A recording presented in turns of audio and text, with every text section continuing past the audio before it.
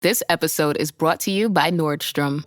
Summer's almost out and fall's calling. Luckily, Nordstrom has everything you need for the season ahead, all under $100. Discover new arrivals from your favorite brands like Mango, Princess Polly, Wave, Free People, BDG, and more. Whether you're planning a last-minute getaway, heading back to class, or refreshing your office looks, you'll find the latest trends and beauty must-haves without breaking your budget. It's easy, too, with free shipping, free returns, and in-store order pickup. Shop today, in stores, and at Nordstrom.com.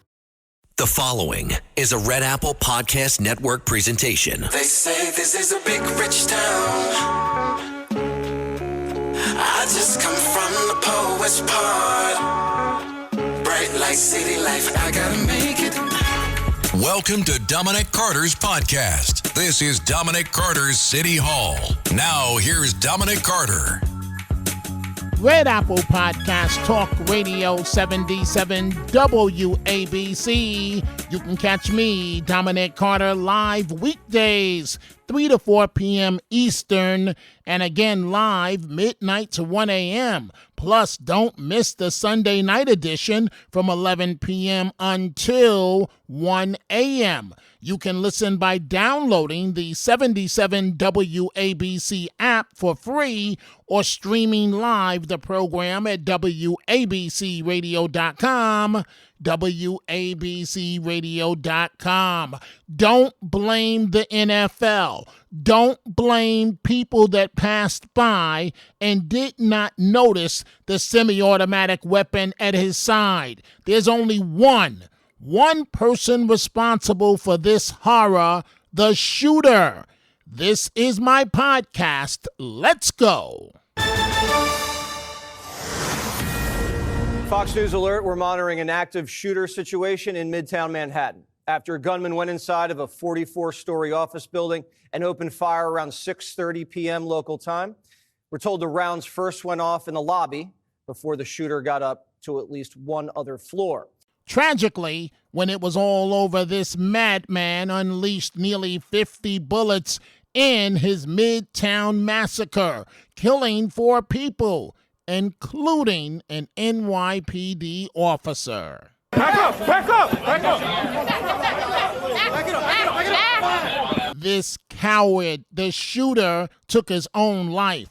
But that's all any of us should have to say about him. He should remain nameless for eternity. Just 12 hours after the shooting, Mayor Adams was before the cameras trying to explain motive based on a suicide note. Tell us about the apparent suicide note that was in the shooter's pocket. He alluded to having CTE from playing in the NFL. He never played in the NFL, and he alluded to the CTE being the reason for his illness.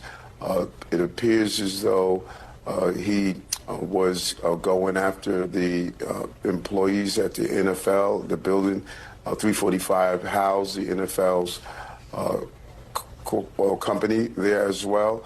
But we're still going through the suicide note to zero in on the exact reason, but at this time it appears as though something that is attached to his belief he experienced CTE from playing in the NFL. But in the moments right after the shooting, the eyes of the nation turned to the Big Apple. The words just don't seem to go together in 2025. Active shooter and New York City. I'm still having a hard time with the process, like they should never be spoken in the same sentence.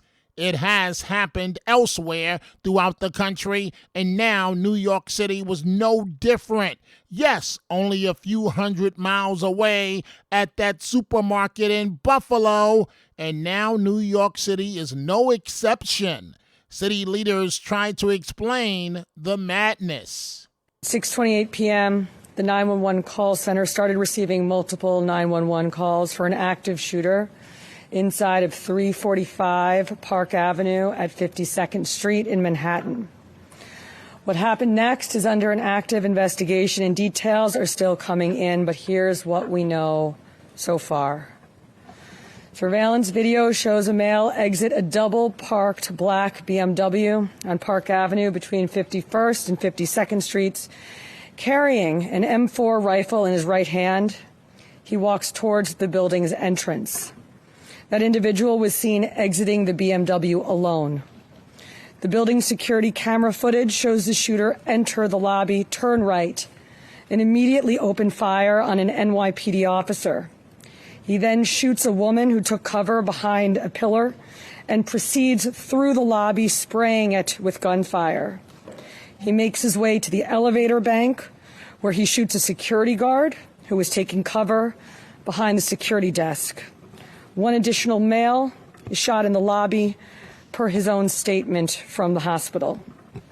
The shooter then calls the elevator, which opens in the lobby. A female exits that elevator, and he allows her to walk past him unharmed. He goes up to the 33rd floor, which is route and management, and begins to walk the floor, firing rounds as he traveled. One person was struck and killed on that floor. He then proceeds down a hallway and shoots himself in the chest. In total, we have 5 victims shot, our officer and 4 other innocent civilians, plus the shooter. The shooter is believed to be Shane Tamora, a 27-year-old male with a Las Vegas address. The vehicle he exited is registered in Nevada to Mr. Tamora. Inside of that vehicle, officers found a rifle case with rounds, a loaded revolver, ammunition, and magazines, a backpack, and medication prescribed to Mr. Tamora.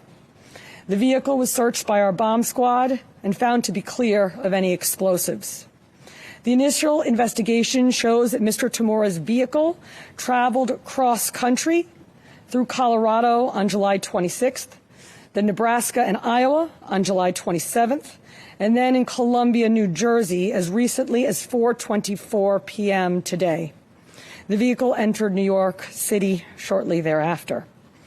According to our law enforcement partners in Las Vegas, Mr. Tamora has a documented mental health history. His motives are still under investigation, and we are working to understand why he targeted this particular location. 345 Park Avenue is a commercial office building whose tenants include the NFL, Root and Management, KPMG, and Blackstone. At this time, 4 of the 5 victims are deceased, including our NYPD cop. Our officer was transported here to New York Presbyterian along with 1 male civilian, the lone shooting survivor, who is in critical but stable condition at this time. 2 other civilians, 1 male and 1 female, both deceased, were brought to Bellevue. The 4th civilian is a female who was found dead on the 33rd floor of the location. Additionally, there are 4 other victims being treated for minor injuries sustained in their attempts to flee the scene. Victims' names are being withheld at this time, pending family notification. Officers from our Special Operations Division are currently conducting a secondary sweep of the entire building. I want to be very clear. We believe this to be a lone shooter, and there is no longer an active threat to the public. But today, 4 innocent victims are dead. Among them is NYPD police officer Didarul Islam, 36 years old, 4 years on the job. Officer Islam was married with 2 young boys, and his wife is pregnant with their 3rd child. He's assigned to the 4-7 precinct in the Bronx. He was doing the job that we asked him to do. He put himself in harm's way. He made the ultimate sacrifice, shot in cold blood, wearing a uniform that stood for the promise that he made to this city. He died as he lived, a hero.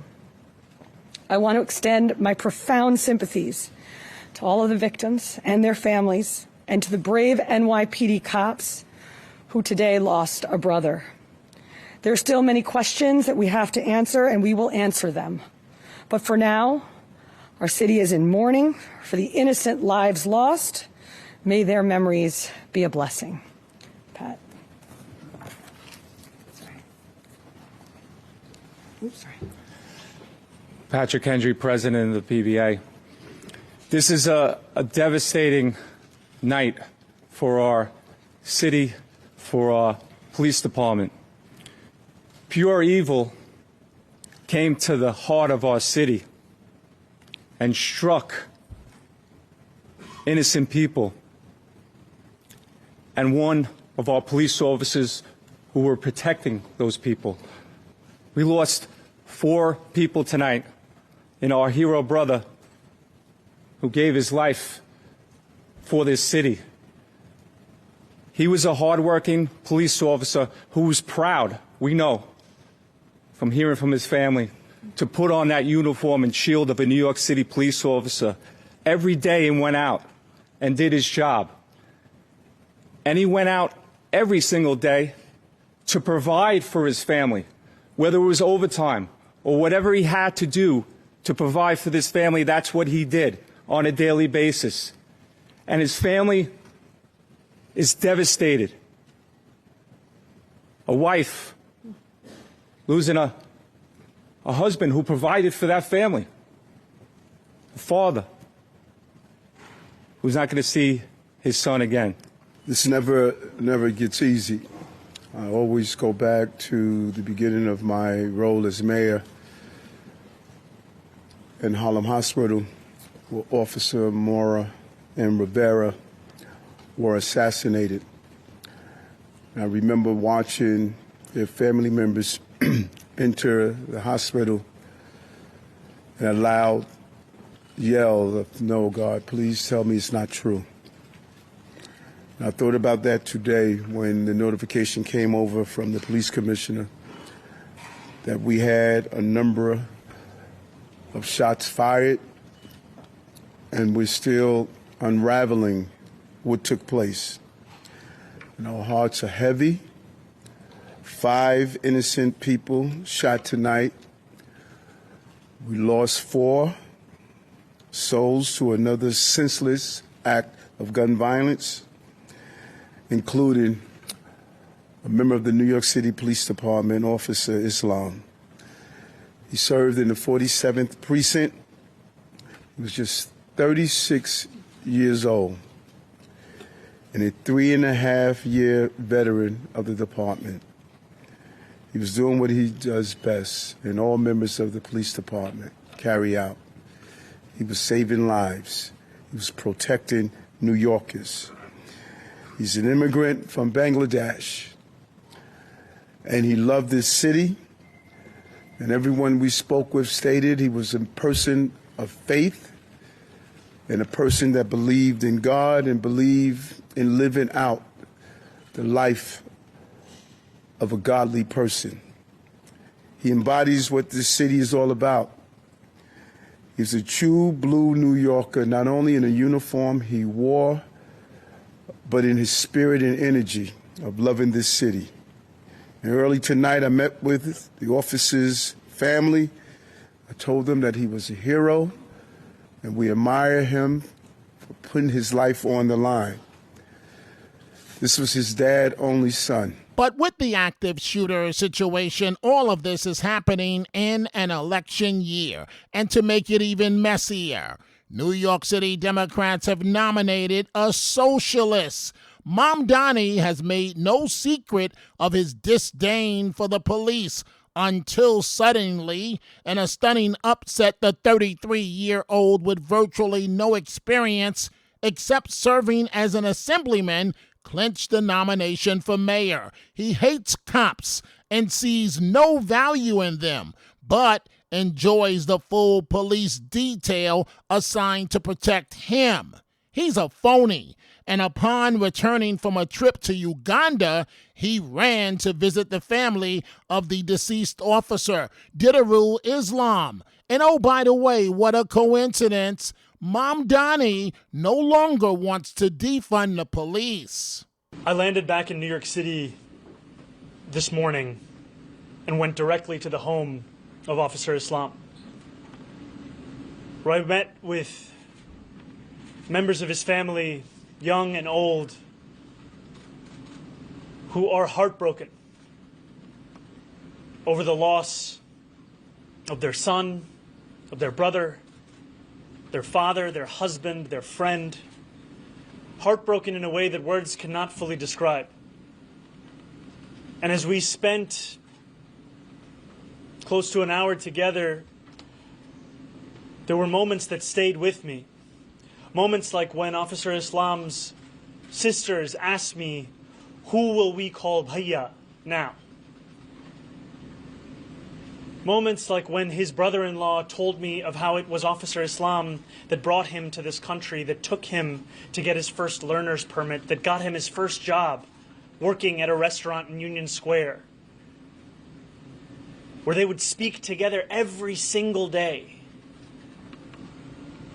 And when he told me that for him, Officer Islam was an open door, and now that door would be forever closed. So newsflash, smooth-talking pretty boy and the one-time rapper who would be New York's first Muslim and Indian-American mayor, Mamdani, talks out of all sides of his mouth. He's not the first politician to do so and won't be the last, but none of his ideas will work, and he has no real way to pay for any of them. But he figures, why should that get in the way of getting elected?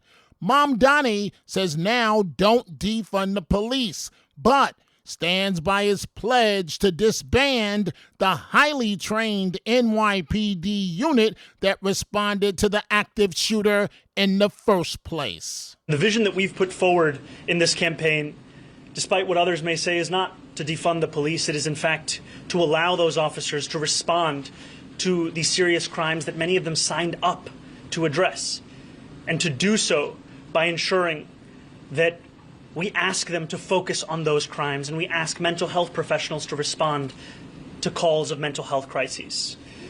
And as it pertains to the Strategic Response Group, when it was first formed, there was an intention for its use to be more akin to the manner in which it was deployed earlier this week.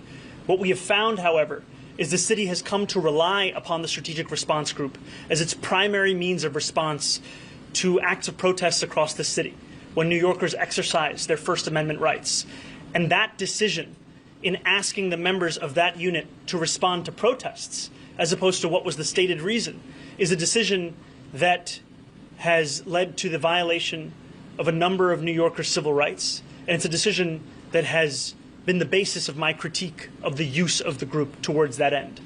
And what I would also say in this moment is that it is beyond me that politicians are looking to use these days to score such cynical political points on the very day that I held the father of Officer Islam in my arms as he could not utter a single word, and as I felt him sobbing at the memory of his 36-year-old son who will never come home. To visit that family, to meet those children, to understand what this man meant to so many, and to hear from his brother-in-law that today was the day that they had timed their vacation together so that they could visit a water park in New Jersey, and that the brother-in-law's children knew they were supposed to go, Officer Islam's children knew they were supposed to go, and yet they were at home mourning a father who will never return. This is a time to honor those memories.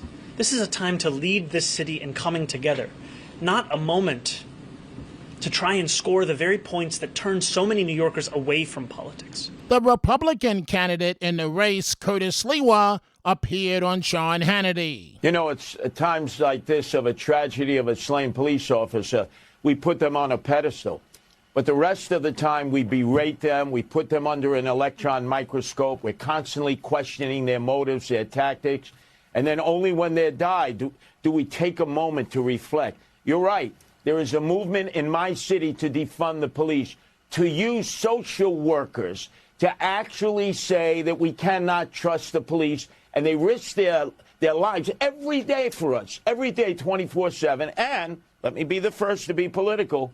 Zoran Mamdani in Uganda, protected by mass AK-47 troops as he's having an extended holiday. Why do our politicians get all the protection in the world? Not just Zoran, but others.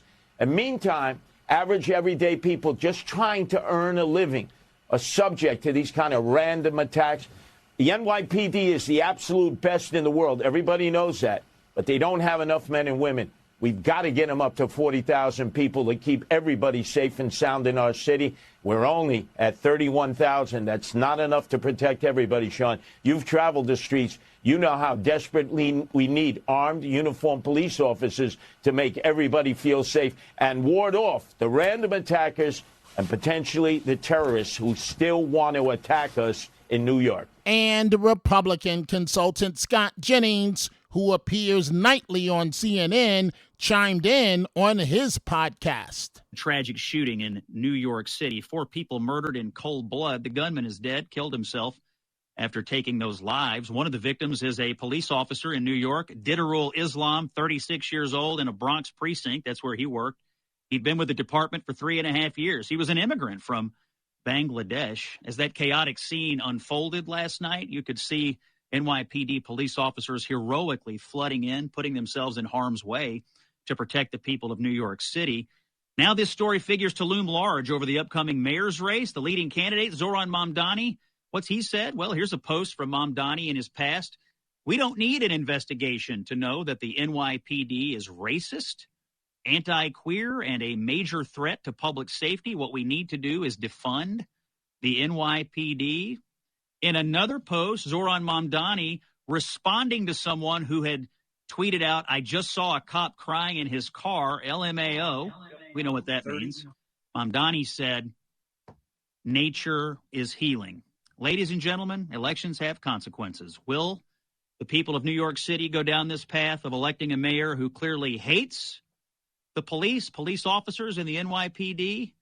Or will the people of New York City look at this situation and decide to change course? So Mamdani is a phony, but let's not lose focus of the 4 victims, including police officer Islam. Thousands of officers from around the country came to the Parkchester section of the Bronx for one final salute to him. Among the dignitaries at the funeral, Governor Kathy Hochul. The Quran says,